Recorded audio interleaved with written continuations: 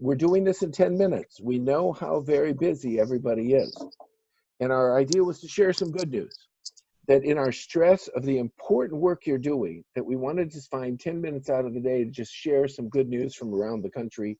We got people here from all over.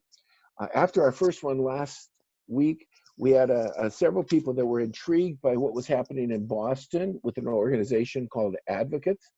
And Jeff had just shared briefly at the end just some things they were doing and some ways they were working at staff, because Boston and Massachusetts has become a key part of one of the next epicenters there. And so we asked Jeff to spend about 5 minutes. He's with an organization called Advocates, but he's former commissioner of the state of Massachusetts and one of the most active people in our nationwide self-advocacy movement as well, supporting people. So Jeff, we're going to turn it over to you. Sure. Hi. Good afternoon or good morning, depending on where everyone is. So John just asked me in a few minutes to kind of touch upon a couple of things, which I'll just highlight.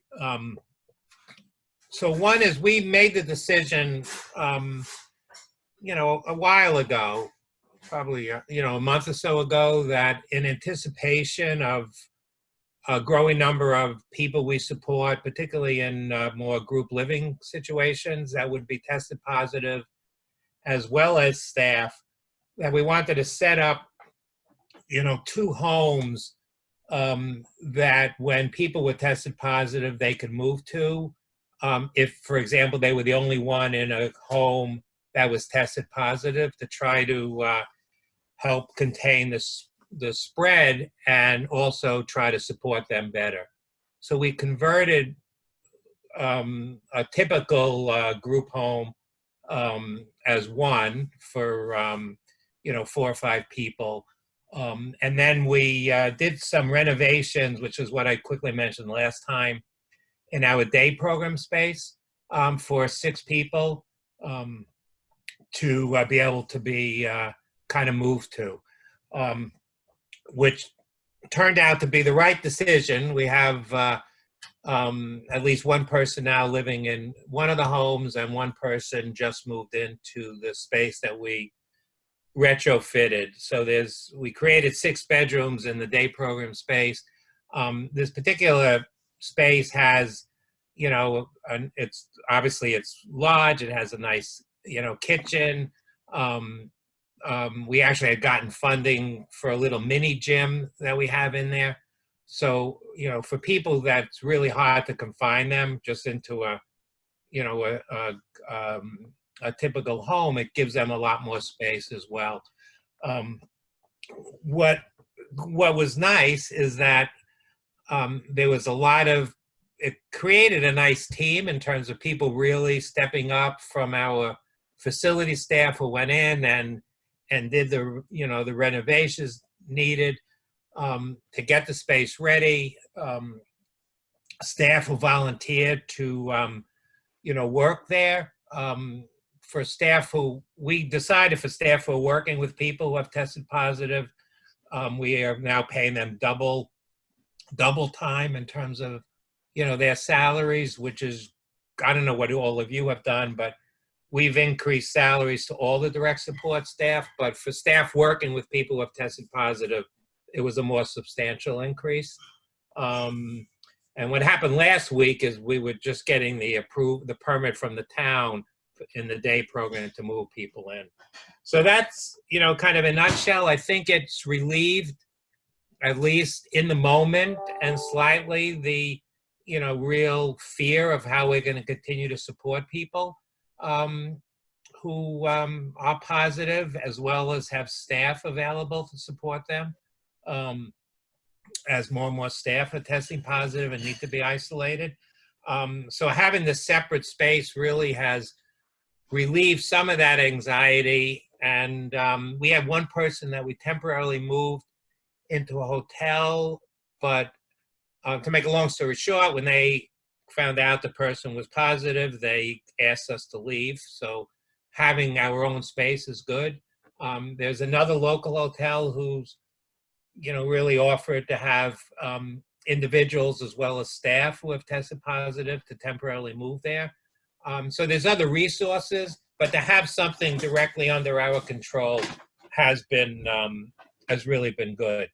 And you know, as things are increasing tremendously here now, you know, it's proved to be fortuitous because you know, the anxiousness and the anxiety is increasing. We've had a couple of people who have passed away, and so it's been good to have this. So that's in a nutshell, 5 minutes. Great. Well, thanks, Jeff.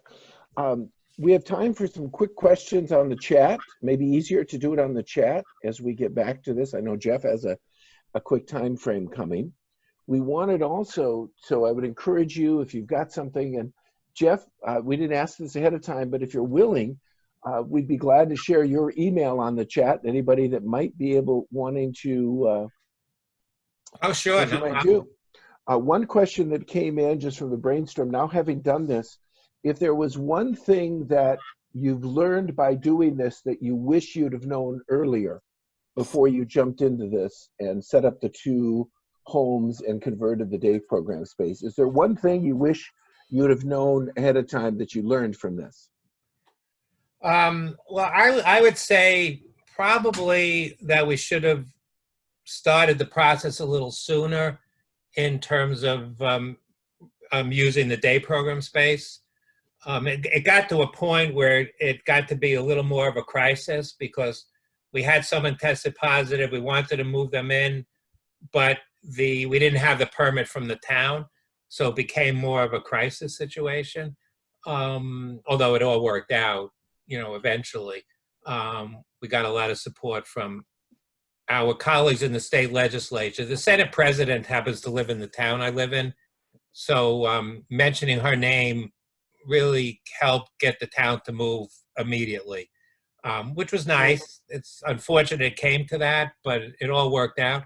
So I think more of the, you know, kind of identified this sooner and being able to move more quickly. Great, great. Well, thanks, Jeff. And we'll share there's Jeff's email. So feel free to reach out to him and with any other questions that you might have. We wanted to share a couple of other good notes, the news that are out there and some things that people are doing. And I'm really glad that Leslie Green is on here from Stone Belt in Bloomington, Indiana. They have done an extraordinary job with their Facebook Live page and with their lifelong learning. And we're going to put up that page. And again, because we're trying to do all of this in 10 minutes and keep you on this busy schedule we have, I was just so incredibly impressed. Obviously, I've got some Hoosier pride in Stone Belt and what they've done over many, many years. But if you look at their Facebook page, over the weekdays, they have learning events and activity events going on all the time with staff and individuals participating in those, from cooking to activities. And so, again, please check out their Facebook page. And it's just really cool that they're working with this idea of distancing in some ways that a lot of people are trying, and they've really succeeded in building a pretty full weekday schedule. And they even have things on Saturday and Sunday for people to do that help them stay connected and using technology along the way with that. So great work, Leslie. Thanks for doing it, and thanks for being such a leader with your folks. I'm going to flip it over to Craig now, and he has another great story that wanted to share. Thanks, John. Yeah, maybe some of you have seen this if you get emails from the National Association of QIDPs. They're highlighting a good news story where the Open Door Rehabilitation Center's management put together a drive-by parade for their residential sites. They parked their cars outside, they blasted the music, they got out, they sang, they danced. Neighbors came out and joined in. The residents were smiling, waving, and dancing along. So I was thinking, imagine if others started doing this, and it could be even include, I know many of you have DSPs right now who have stay-at-home orders and can't work. What a great way to show appreciation for them. And we could be sharing videos, photos on social media, or even inviting local media to come. And this could carry on beyond COVID-19. I mean, in the last week, I've seen a number of articles that are harping on the negative situation, the poor pay, lack of hazard thing. Why isn't the government doing this? But as one of our mentors used to say, no one wants to be around negative people. It's sort of like in the 60s and 70s. Military veterans coming back from Vietnam were shunned by the public. Now we rightly thank soldiers for their service. And it's much easier to get government support because they don't want to be seen as anti-military or uncaring of our veterans. So how can we change the perception going forward? You know, why don't we celebrate DSPs in very visible public displays so that we start a populist movement within this country that calls attention? I mean, obviously, few people know what a DSP is and does. So what can we do to highlight what DSPs do for individuals with disabilities and how much that enriches our communities? Great. Great work, Craig. You know, one of the things, my daughter-in-law is a nurse and currently working in New York City, left Indianapolis and responded to the call for nurses. Every night at 7 o'clock in Manhattan, everybody opens a window, steps out, if they're in their car, honks their horn, and just claps. And it's thanking people for stepping up as essential service providers. It's gone beyond now in recognizing healthcare workers. But she said it's really kind of amazing at 7 o'clock, everybody kind of stops what they're doing and thinks about that. And the other side of that is we think about families whose sons and daughters at home. How do we do the same for them along the way and the process there? So great. We'd like you. We're now at a little bit over our 10 minutes. Our promise was to do this once a week for 10 minutes. We'll record this, put it on our YouTube page. You're welcome to share it. You're welcome to invite others in. If you've got a great idea you want to see and share in a minute or two with folks around here, please do so. If you'd like to record something and put it up on our YouTube page, send it to us and we'll do that. There is more good news going on there, and we've got to keep supporting one another as a community of leaders in this field. And we thank you for it. And Scott, anything you'd like to close with? No, I think that's perfect. Everyone's got our email address, from John for the invite. Feel free to send it to us as well. And Rebecca's already all over it for me. She just put our email addresses in chat, so feel free to email any of us. And we want to make this as valuable as we can for all of you. So we're open to your suggestions and what you need. Thank you. And you're also important to so many people every day that you support, and we just can't thank you enough for what you do. So we'll see you next Wednesday. Appreciate it. Take care.